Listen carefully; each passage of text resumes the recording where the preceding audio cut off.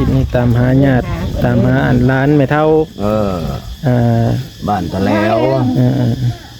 แม่เฒ่าเพิ่นแล้วก็ซื้อเฒ่าตุนแม่เฒ่าตุนแม่เฒ่าตุนนี่ต้มเหล้านี่เพิ่นตามหาร้านเพิ่นอีสองกับแม่ปืนตาย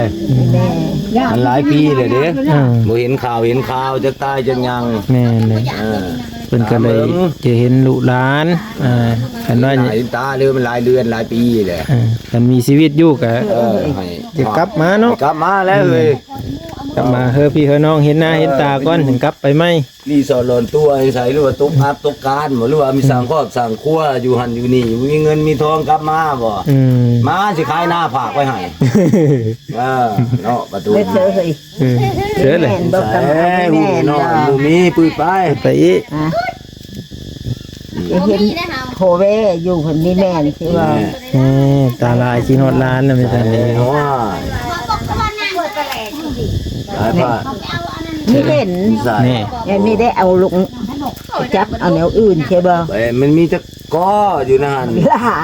หลายเอาลงมาต้องมีเก่านี่เด้รูปสุดท้ายนี่ไม่เป็นบอกผู้ชายนี่แม่นน้อยครับอีแม่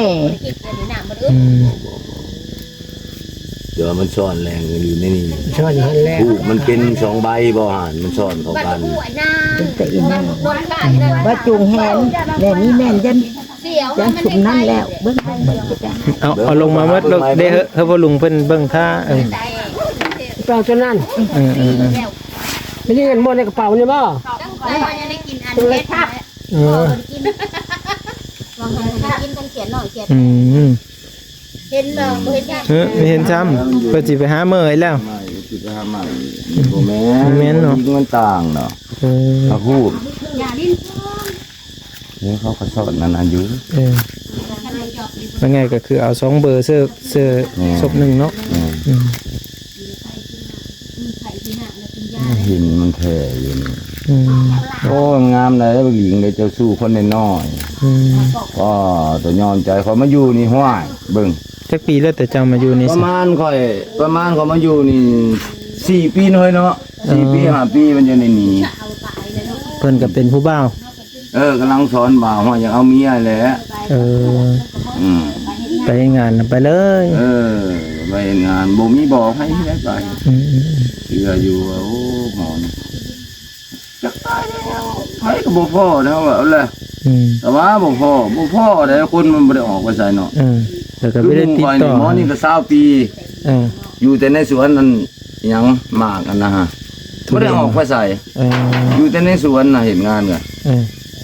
เนี่ยก็บ่ได้พ่อบ่คนบ้านเฮาคือว่าเขาไปกรุงเทพแล้วเฮาบ่ได้อยู่ในเมืองว่าแล้วเฮาอยู่สวนมันนี่เขาคิดย่านอยู่สวนอยู่หยังสิติดต่อหาก็จักสิติดต่อนำเพิ่นเลยบ่จักหมอก็มันก็บ่ได้สนหมอก็บ่มีมึกทำเนี่ยไผอยู่จ้ะ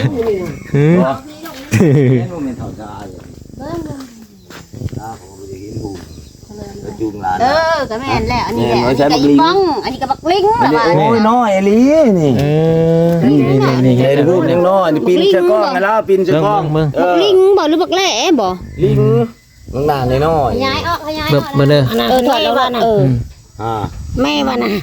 บ่แม่ใหญ่แล้วแม่ใหญ่แม่เฒ่าเนี่ยใหญ่แล้วนั่นเห็นก็น้อยแท้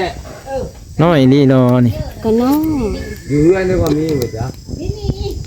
อันนี้แล้วแม่นแล้วไอ้ลิงไปเรียรอเลยลิงเป็นลูกของพ่อเหลือไอ้ลิงนี่เป็นลูกของแม่เฒ่าใจเป็นลูกของแม่เฒ่าใจพ่อแก้วกะโลงบ้านตะแล้วบ้านตะแล้วนี่พูดน้อยนี่คำนี้คำหาบ้านตะแล้วเลยกว่านึงบ้านตะแล้วนึงว้าวแล้วก็ถ่ายเอาหูไม่ใหญ่ฮันแน่ว่าคือว่าบางทีใช้บัตรประหยัดทุกใหญ่มาเมบัตรแล้วนี่ตัวชิ้นเยอะแด่นี่บักลิงน่ะตัวเยอะแน่น่ะถ่ายกับบักมืดนี่นี่พอดุงเบิ่งด้วยนี่บักลิงน่ะ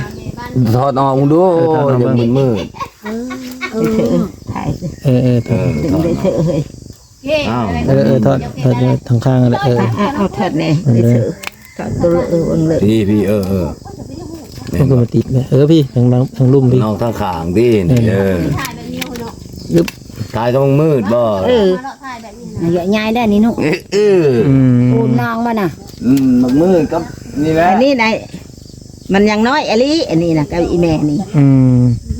อันนี้เนี่ยเยอะๆแน่ ร้านแม่ทับตุ้น ตัวนี้น่ะมักลิงอันนี้บักมืดแม่นบ่มือเอ้ย แม่นบ่ ตะคูแหละ แม่นนะตะกี้ชวนไปลิ้นนำกันบ่อย่าคูแหละนี่แม่นบักมืดอย่าคูแหละ แม่เท่าชื่อใช่เนาะอย่าคูแหละ ส่งนอกได้ แต่ยังน้อย ด้วยทั่วโลกได้หั่น เอากล้องได้ เขากล้องได้หั่นทั่วโลกได้นี่อันนี้คือหุบไอ้ลิงแต่ว่าเพิ่นไปนี่ประมาณจักปีแล้ว เอาอะไรได้ ประมาณ20 ปีตั้งแต่2001เพิ่นบอกเพิ่นไป2000 แม่นบ่ตูน เนาะ มันไปเนี่ยฮอดแล้วบ่20 ปีว่าบ่ อยู่ไม่เขา30แหละ ถ้ามาอยู่นี่ก็จะเข้า30 ปีเลย จากบ้านแม่นั้นมันอยู่ได้4 ปีหรือบ่หรือ5 ปี เฮาอันควายมันมาควายมันสิมาตกน้ำสา มาอยู่พี่แล้วเนาะ ไม่ได้ชะลิกเด้อเฮ้ยจนเป็นผู้บ้า มันจะได้เมียนั่งกระทาง จนที่เมียมันนั่งกระทะ ลูก กับเขากระทะเขาดิ หาเลี้ยงวัวเลี้ยงควายได้เมียนั่งกระทางคือว่า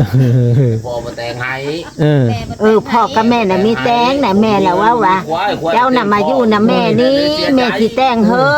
เลี้ยงควายเต็มที่มันยังได้เมียมันบ่แต่งให้ควายมันก็ลายนึงควายเราลายได้ตะกี้ โอ้ยเต็มที่นะไปเลย ใจเพ่นเลยหั่นน่ะนี่น่ะยังน้อยนี่อีป้องอันนี้น่ะแม่เท่าคันว่าเพิ่นเห็นคลิปนี้แล้วเจ้าอย่าพลาดน่ะเลยแน่หาเพิ่นนี่บ่ผ่านนี่เลยเด้อแม่เท่าเด้อปินหน้าซื่อนี่เลยก็ได้แม่น่ะคันเห็นนี่แหละก็แม่นั่นพอว่าเพิ่นหันช่างครอบช่างโคก็จะได้มาเอามาบ้านพี่แล้วจะเห็นลูกเห็นหลานหลายปีเลยหลายปีแล้วเฮ้อมาบ้านมาเฮือนพี่ชีวิตยังมีคันชีวิตเท่านั้นยังอยู่ตายกลับบ้านกับเมืองแน่กลับบ้านกับเมืองบ้านตาแล้วไหมจะถ่ายเอาเลยถ่ายเลยใส่ที่ตอนเราด้วยใช้กับมาคันว่ายังมีชีวิตอยู่ก็คือแม่เฒ่าเพิ่นเว้านี่แหละเนาะก็มันมีบางหน้าเราเคยสิทำแนวนี้แหละเนาะมั่งอยู่น้อยนึงมั่งว่ามันหน้าใหญ่หั่นแหละหาคนน่ะเปิ้นเวิ้นอยู่คนน่ะคนขาวคนงามคนขาวเฮ้ยแม่ขาวแล้วแบบไปไทยให้ขาวนะเพิ่นนี่เป็นลูกของพ่อเฒ่าแก้วกะโลงเป็นลูกของแม่เฒ่าใจเฮาเนี่ยเป็นแม่ป้าพ่อแม่เขาตายหมดแล้วตายหมดแล้วและเพิ่นน่ะตอนที่พ่อแม่เสียก็ไม่ได้มามีฮู้จักข่าวเลยเลี้ยงข้าวแต่พ่อแม่ยังบ่แล้วแต่เพิ่งตั้งแต่เป็นบ่าวเนาะว่าแล้วก็ได้ก็จะไปแล้วเลยตอนไปนี่เพิ่นไปก็เพิ่นเลิกบ่สิฮู้จักอยู่บ่เฮาก็มีฮู้ว่าไปกับเพิ่นเดินเดียวเลยแล้วหมู่อยู่หน้านะเบิ่งไปเดียวไปพี่นะแล้วหมู่อยู่หน้าถ้าผู้ใดพบเห็นหรือว่าเพิ่นเปลี่ยนชื่อเปลี่ยนเสียงเนาะเป็นชื่อก็ชื่ออยู่บ้านนี่ชื่อลิงชื่ออยู่บ้านนี่ชื่อลิงเป็นลูกของอันพ่อเฒ่าแก้วกะโลงแม่เฒ่าใจแล้วก็อันนี้คือแม่ป้านี่คือแม่ป้าตุ้นเป็นแม่ป้าแท้ๆเลยแหละเป็นแม่ป้าอันนี้นี่แม่นว่าแม่ป้าญาติพี่น้องทางไกลดอกอันนี้นี่แหละป้าอลีลูกหลานกันจนห้องแม่กันว่านั่นก็เฮอกลับมาเนาะแม่เฒ่าเนาะคันว่าชีวิตยังอยู่ก็เฮอกลับมาก็แม่ก็คิดฮอดแม่ป้าน่ะก็คิดฮอดน้องผู้อยู่พี่น่ะก็คิดฮอดคิดถึงพ่อแม่น่ะเสียหมดแล้วมีไปอยู่เด้บาดนี้มีแล้วผู้เดียวยังผู้เดียว